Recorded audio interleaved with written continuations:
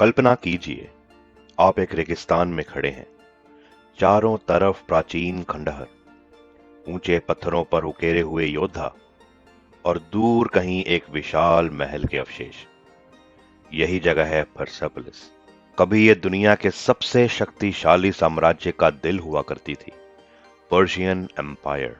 लेकिन आज हम इसे पर्शिया नहीं, ईरान कहते हैं।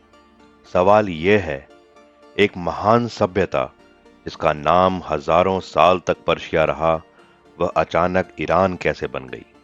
और क्या यह सिर्फ नाम बदलने की कहानी है या एक पूरी सभ्यता की पहचान बदलने की कहानी? आज की कहानी हमें हजारों साल पीछे ले जाएगी, जहां यह शुरू होती है, पर्शिया से ईरान बनने की यात्रा। नमस्कार दोस्तों, आप देख रहे हैं ज्ञान सत्व। या हम सिर्फ इतिहास नहीं बनाते, हम इतिहास की उन कहानियों को जीवन करते हैं जो आज की दुनिया को समझने में हमारी मदद करती है। तो चलिए आज की इस अद्भुत यात्रा पर चलते हैं। आज से लगभग 2500 साल पहले मध्य एशिया और मध्य पूर्व के बीच एक महान सभ्यता उभरी। यह था पर्शियन एम्पायर। इस साम्राज्य की स्थापना की एक महान राजा ने, साइरस द ग्रेट। उस समय पर्शिया इतना विशाल था कि उसकी सीमा फैलती थी इजिप्ट से लेकर इंडिया तक।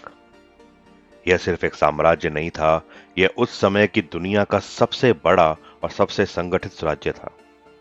लेकिन पर्शिया की सबसे खास बात उसकी सेना नहीं थी, बल्कि उसकी सोच थी। साइरस द ग्रेट ने कहा था, हर इंसान को अपनी संस्कृति और धर्म के साथ जीने का अधिकार है।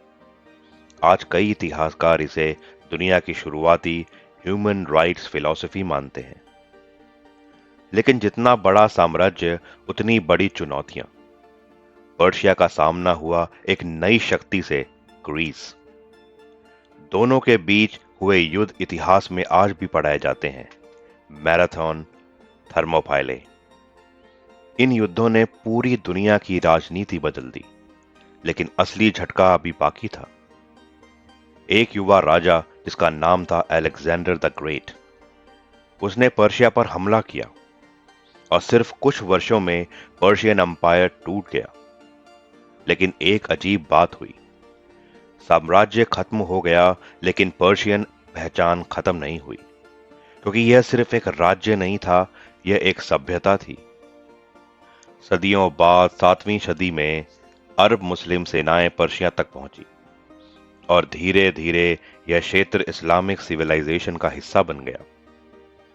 लेकिन पर्शिया ने एक चीज नहीं छोड़ी, अपनी भाषा और अपनी संस्कृति। यही वजह है कि आज भी ईरान की भाषा फारसी है, जो अरब दुनिया से अलग है। अब आते हैं उस सवाल पर जो इस कहानी का केंद्र है, पर्शिया का नाम ईरान कैसे पड़ा? असल में इस देश के लोग सदियों से अपने देश को ईरान कहते थे। ईरान शब्द का मतलब है लैंड ऑफ आर्यंस, यानी आर्यों की भूमि। लेकिन पश्चिमी दुनिया उसे पर्शिया कहती थी। यह नाम आया था पर्शियन प्रांत फार्स से, जिसे ग्रीक्स ने पर्सिस कहा। यानी दुनिया उसे पर्शिया कहती रही, लेकिन उसके लोग खुद को हमेशा ईरान कहते रहे। फिर आया 1935।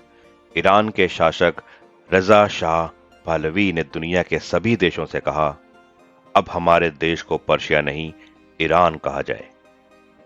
यह सिर्फ नाम बदलना नहीं था, यह एक संदेश था।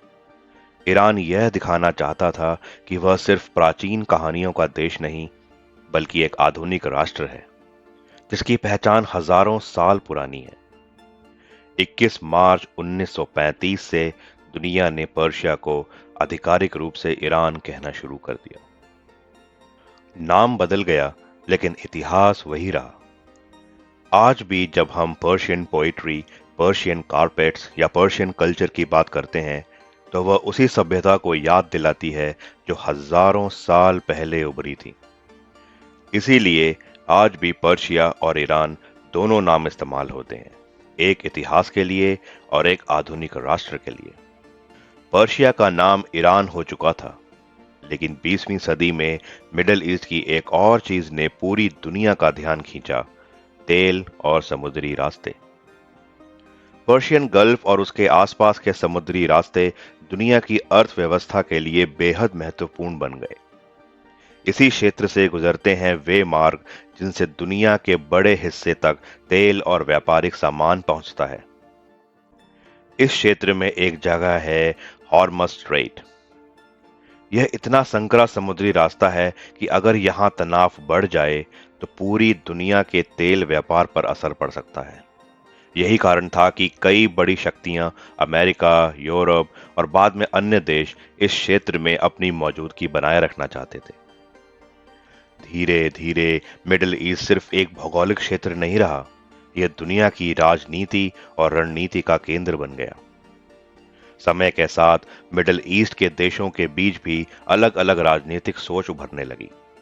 दूसरी ओर ईरान ने अपने लिए एक अलग रास्ता चुना, जिसमें वह क्षेत्रीय राजनीति में स्वतंत्र भूमिका निभाना चाहता था। धीरे धीरे क्षेत्र में दो अलग अलग दृष्टिकोण बनने लगे। एक तरफ वे राज्य थे जो पश्चिमी देशों के साथ सुरक्षा और आर्थिक साझेदारी रखते थे। दूसरी ओर ईरान और कुछ ऐसे समूह थे जो मानते थे कि मिडिल ईस्ट की राजनीति बाहरी शक्तियों से स्वतंत्र होनी चाहिए। यह विभाजन हमेशा खुला युद्ध नहीं था, लेकिन यह राजनीतिक और रणनीतिक प्रतिस्पर्धा जरूर बन गया। मिडिल ईस्ट में समुद्री रास्तों और तेल के कारण सुरक्षा व्यवस्था भी मजबूत की जाने लगी। अमेरिका और उसके सहयोगियों ने खाड़ी क्षेत्र में कई सैन्य ठिकाने बनाए। इनका उद्देश्य था समुद्री मार्गों की सुरक्षा और क्षेत्रीय स्थिरता बनाए रखना। दूसरी ओर ईरान ने भी अपनी रक्षा क्षमता बढ़ाई और अपनी सीमाओं पर तथा समुद्री क्षेत्रों की सुरक्षा पर जोर दिया। धीरे धीरे यह क्षेत्र राजनीतिक रूप में बेहद संवेदनशील बन गया, जहां जहाज, नौसेना और सैन्य गतिविधियां अक्सर दिखाई देने लगी। जब हम इन बड़े संघर्षों के बारे में सुनते हैं तो अक्सर खबरों में देश, सेनाएं और राजनीति दिखाई देती है, लेकिन उन खबरों के पीछे लाखों आम लोग होते हैं जो सुबह काम पर जाते हैं, अपनी बच्चों की पढ़ाई की चिंता करते हैं और बस एक शांत जीवन चाहते हैं।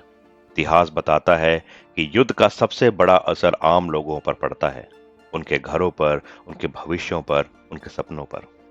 इस पूरी कहानी में एक बात साफ दिखाई देती है, इतिहास, राजनीति और रणनीति के अपने कारण हो सकते हैं, लेकिन अंत में दुनिया का हर आम इंसान एक ही चीज चाहता है, शांति।